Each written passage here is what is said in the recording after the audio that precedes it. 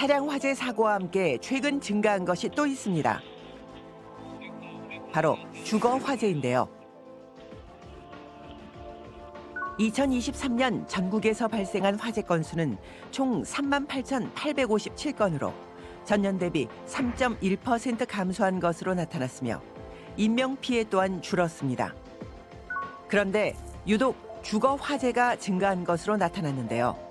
특히 주거시설 중에서도 단독주택과 기타주택 화재는 감소했지만 아파트 다세대 주택 같은 공동주택 화재는 전년 대비 6.4% 증가한 것으로 조사됐습니다. 주택이 전체 화재의 한 26% 정도 돼요. 그런데 전체 화재 사망의 55%가 주택에서 나와요. 그러면 이틀에 한 명씩 돌아가세요. 그만큼 이 주택에 대한 화재가 위험한 건물 용도예요. 만약 건물에서 화재가 발생하면 경보기가 울린 즉시 신속하게 대피하는 것이 최우선입니다.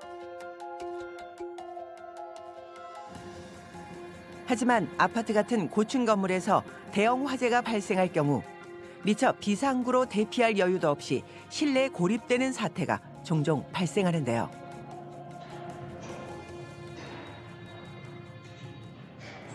우리가 이제 고층에서 유일하게 대피할 수 있는 방법은 계단을 통해서 이제 대피할 수 있는데 유독가스로 이제 차단이 되어 있을 경우에는 이제 실내 집 안으로 들어와서 119에 먼저 신고를 해야 됩니다. 지금 현재 몇 호에 내가 고립되어 있다. 빨리 와서 구조를 요청을 하고요. 그 다음에 출입문을 테이프 등으로 좀 막아서 유독가스가 못 들어오도록 좀 해야 되겠죠. 그리고 창문을 열어서 밖에 내가 있다는 신호를 계속적으로 알려야 되겠습니다.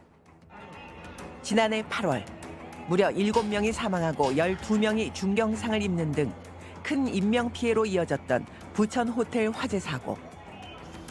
급히 119가 출동했지만 문제는 호텔 건물에 스프링클러가 설치돼 있지 않아 짧은 시간에 유독가스가 퍼지면서 피해가 커졌습니다. 사망자들은 모두 8, 9층 객실에 있다 고립된 투숙객이었는데요. 이들의 생명을 구할 방법은 없었던 걸까요? 3층 이상은 왕관기가 설치가 다 돼 있습니다. 왕관기는 화재가 났을 적에 거의 우리가 유일하게 생존 가능성을 높일 수 있는 소방 장비고, 그리고 지상으로 탈출을 원칙으로 한다면 왕관기가 가장 효과적이라고 생각합니다. 실제로 부천 호텔도 객실마다 왕관기가 설치돼 있었지만 왕관기를 이용해 탈출을 시도한 사람은 한 명도 없었습니다. 사실 왕관기 사용법이 그렇게 어렵진 않습니다. 그리고 왕관기 박스를 보셔도 겉에 사용법이 다 나와 있기 때문에 누구나 쉽게 사용을 하실 수 있을 것 같은데, 화재가 발생하면, 그런 대형 재난이 발생하면 당황을 하기 때문에 몸이 습득되어 있지 않으면 바로바로 나오기가 쉽지 않겠죠. 우리는 건물 화재 시 생명줄이라 불리는 왕관기 사용법을 자세히 알아보기로 했습니다. 저희 왕관기 이렇게 함이 있고요. 함을 먼저 여시고 조속기와 로프릴, 벨트로 구성되어 있습니다. 자, 이렇게 고리를 열고 지지대에 고리에 설치를 합니다. 하고 나서 이 안전장치를 꼭 채워주셔야 되고요. 그리고 나서 이 지지대를 창문 밖으로 전개를 합니다. 그리고 이 로프릴을 자기가 탈출할 창문 밖으로 던지시는데 밑에 꼭 사람이 있는지 확인을 하셔야 되고요. 던지고 나서 이 벨트를 착용하고 탈출을 하는 겁니다. 앞에 있는 조절기를 좀 늘려서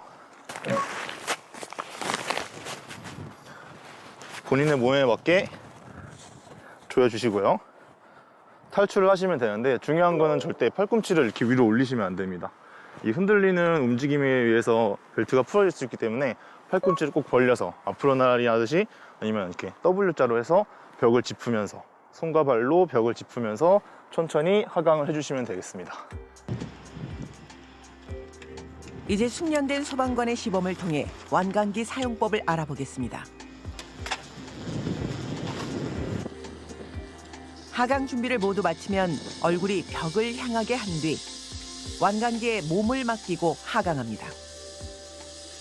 이때 완강기의 속도 조절기가 하강 속도를 감소시켜주기 때문에 안심하고 탈출할 수 있습니다. 주의할 점은 건물 벽에 에어컨 실외기나 창문 등 장애물이 있을 수 있는데요. 이를 대비해 양손으로 벽을 가볍게 밀어주면서 하강합니다.